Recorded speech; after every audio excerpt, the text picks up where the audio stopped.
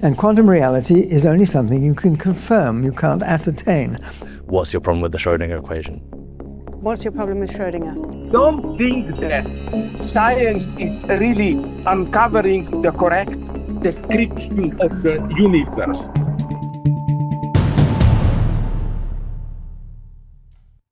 My question is for Sabine. You mentioned, you were briefly talking about Einstein's spooky action at a distance, and you said something like the particle should know where it's going.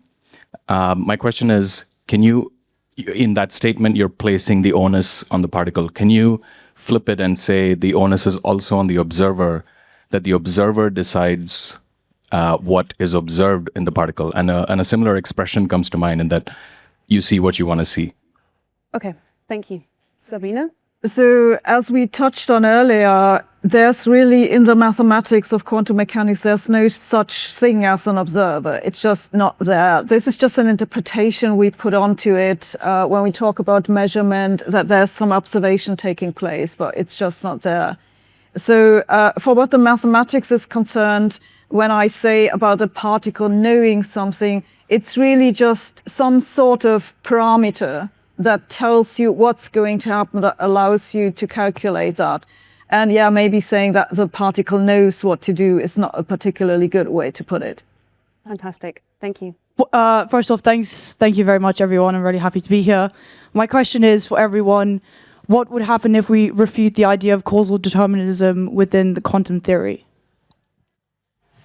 Well, I think the question has to do with the issue that we've been talking about.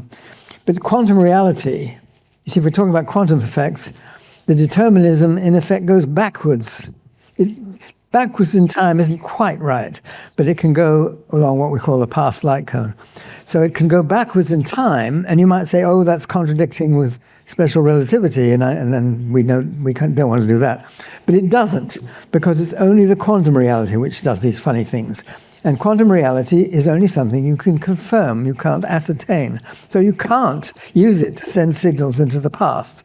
And that's the problem. If you could send signals into the past or along what in some frame of reference is the past, no, you would run into difficulties, absolutely fundamental difficulties. So you can't do that. Nevertheless, you can send quantum reality information into the past. But that's not real information. It's not reality. You can't ascertain it. You can only confirm if you've got it right. And it gets round the seeming paradoxes that you would have if you could allow some observer, in a sense of what we mean by an observer, traveling faster than light. That would certainly be, if it was a classical observer, would lead you into fatal problems with special relativity, even not even with general relativity. You'd be stuck. So those things would ruin physics. So that's not what happens. It's only quantum reality. Yeah. Fantastic. Person at the back. Hi. Thanks for the talk. My question was, defining collapse is very difficult. Certainly reconciling it with relativity is very difficult.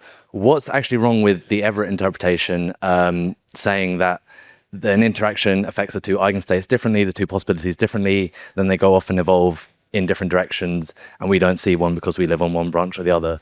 There's sort of a straightforward prediction of the Schrödinger equation. So I guess, what's your problem with the Schrödinger equation? What's your problem with Schrödinger? So there isn't anything wrong with the Everett interpretation. It just doesn't solve any problem. So if you want to actually know what is a measurement apparatus, then the Everett interpretation doesn't tell you any more about it than the Copenhagen interpretation, because they're mathematically equivalent. Thank you. Can I make a brief comment about this? Oh, yeah, please. I have a view that if you want to be a physicist on quantum mechanics and that sort of stuff, at some stage in your life, you believe in the Everett interpretation. The shorter, the better. So maybe I am a physicist after all. Please.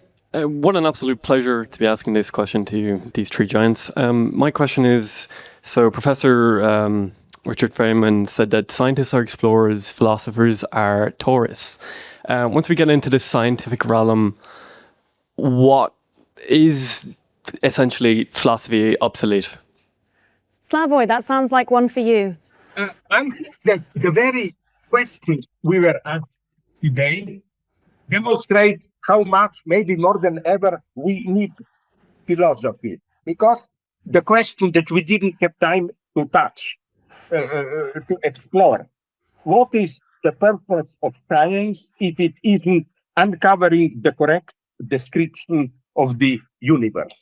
Sorry, I don't want to accuse anyone, but this question is for me pure nonsense. You know why?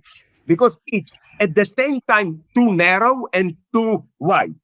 I don't think that science is really uncovering the correct description of the universe. It's meaningful to say that quantum physics or even Einstein theory describes the universe. No, it provides a certain mathematical formulations and so on. It's not description.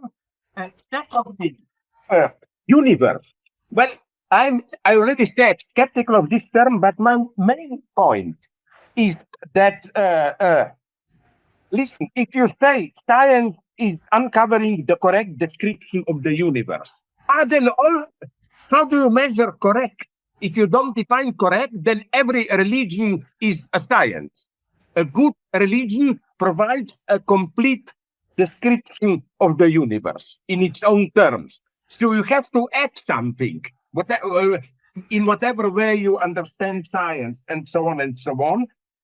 So I think that here philosophy enters. Always this annoying question, which was touched many times today. What do you mean by reality? If we speak about quantum reality, how we have to change our notion of so-called ordinary, actually existing reality. But nonetheless, I think, to conclude with the hypothesis, certain conclusions can be drawn. For example, some quantum physicists claim that if the universe, I simplify, if everything that exists depends on an observer, then universe has to, the existence of our universe presupposes an external observer who is God and all that stuff. I think this is not that nonsense. This is profoundly conceptually wrong. I think the notion of universal observer is ontologically wrong.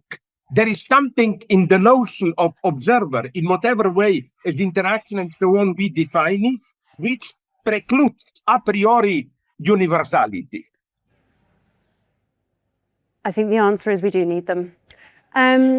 Yes. Okay, cool. Last question, nice and short, please. Thank you. Yeah, I was just wondering, so when you said that gravity essentially collapses a wave function, how does that affect something like a massless photon, right? Which is also superposed, as we see. And back on about Gödel's theorem as well, I was wondering, is there another way, given that we have certain limitations of mathematics, to describe natural sciences other than mathematics? Do we have another way of describing sciences other than mathematics? She asked the Well, mathematician. so I should answer that question. We do use mathematics a lot because it just turned out to be useful. I think strictly speaking, what we do with mathematics is we just model one system, which is whatever we observe, by something else, which are equations that we can also put on a computer and make a simulation and whatnot. But in principle, and there are actually some research areas where they do this, you can directly simulate one system with another system, circumventing the mathematics in between. And there is, for example, if you followed this story about the wormhole on the quantum computer, that is basically simulating one system with another system. And yes, they did have some maths in between, but you don't actually need the maths. So you can imagine, in principle, that one day we might be able to just tell what one system is going to do by simulating it with another system and by stepping this maths step in between. But I don't think it's going to happen in my lifetime. I look forward to a time where I don't need to use any maths whatsoever.